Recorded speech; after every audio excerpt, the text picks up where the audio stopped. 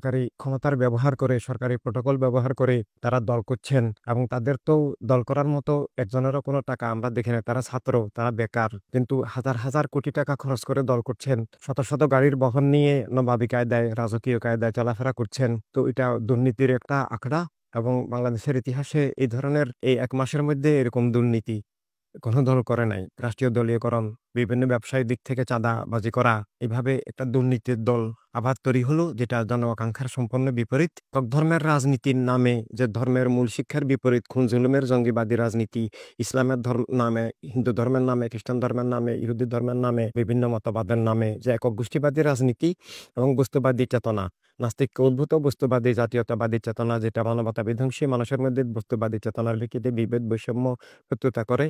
এই ২ অপরাজনীতি এখন জীবন জগৎকে নিয়ন্ত্রণ করছে। এদের কারণেই মানব জীবনের সকল সংকট, মানব জীবনের সকল দুর্দশা, পৃথিবীতে খুন-জুলুম, অবিচার, শোষণ, পাশবতা, মানুষ, অমানুষ হওয়া, যুদ্ধ-বিগ্রহ সবকিছুর পিছনে আছে একক ধর্মের নামে রাজনীতি এবং একক জাতীয়তাবাদী স্বৈর রাজনীতি।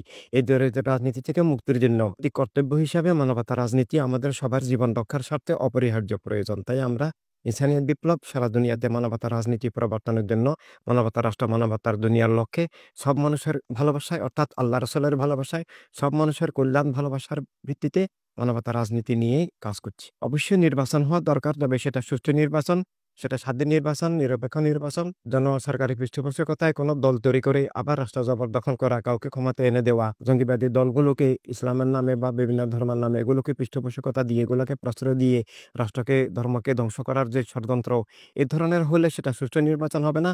আবার বিগত স্বৈরতন্ত্রের পুনরাবৃত্তি হবে। আবার নতুন করে ফ্যাসিবাদ কায়েম হবে এবং তা চলছেও অলরেডি।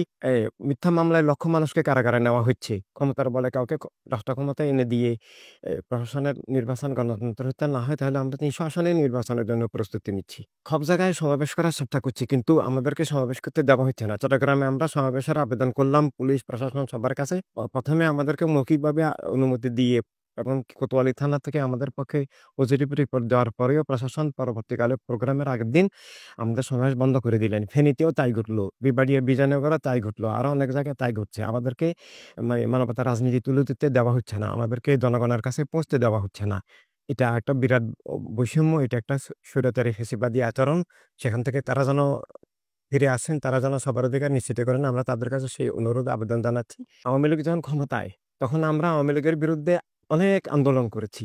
আমরা আর নীতিগতভাবে ইনসানিয়াত বিপ্লব, বস্তুবাদী জাতীয়তাবাদী চেতনার রাজনীতিকে জীবন বিরোধী, মানবতা বিরোধী, ধর্ম বিরোধী, ইমান বিরোধী মনে করি। আমরা আওয়ামী লীগের বাঙালি জাতীয়তাবাদকে আমরা স্বীকার করি না, বা বিএনপির বাংলাদেশী জাতীয়তাবাদকে অর্থাৎ রাষ্ট্রীয় জাতীয়বাদকে আমরা স্বীকার করি না। ইনসানিয়াত বিপ্লব মানব জাতীয়তায় বিশ্বাসী। তো এইসব দলগুলোর সাথে ইনসানিয়াত বিপ্লবের বিশ্বাস নীতিগত চরম বৈপরীত্য, পার্থক্য রয়ে গেছে। অপরদিকে আওয়ামী লীগের নির্বাচনের বিরুদ্ধে আমরা হাইকোর্ট, সুপ্রিম কোর্টে আমরা রিট আবেদন করেছিলাম যে সংসদ ভেঙে সেনাবাহিনীর তত্ত্বাবধানে নির্বাচন দেওয়া হোক, আর না হলে আমরা অংশগ্রহণ করব না। আমরা আওয়ামী লীগের আমলে নির্বাচনের বিরোধিতা করেছি, শুধু তা নয়, আমরা আওয়ামী লীগের আমলে নির্বাচন বয়কট করেছি। আওয়ামী লীগের অন্যায়ের বিরুদ্ধে, অবিচারের বিরুদ্ধে, স্বৈরাচারের বিরুদ্ধে, প্রশাসনের নির্বাচনের বিরুদ্ধে, খুন-জুলুমের বিরুদ্ধে, গুমের বিরুদ্ধে এবং রাজনৈতিক নিপীড়নের বিরুদ্ধে আমরা আওয়ামী লীগ যতদিন ক্ষমতা ছিল ফার্স্ট টু লাস্ট আমরা আন্দোলন করেছি। আমরা ফিল্ডে ছিলাম। ঢাকা থেকে শুরু করে সব জেলায় আমরা, সব প্রেস ক্লাবের সামনে আমরা মানববন্ধন করেছি, মিছিল বিক্ষোভ করেছি, আমরা জনসংযোগ করেছি।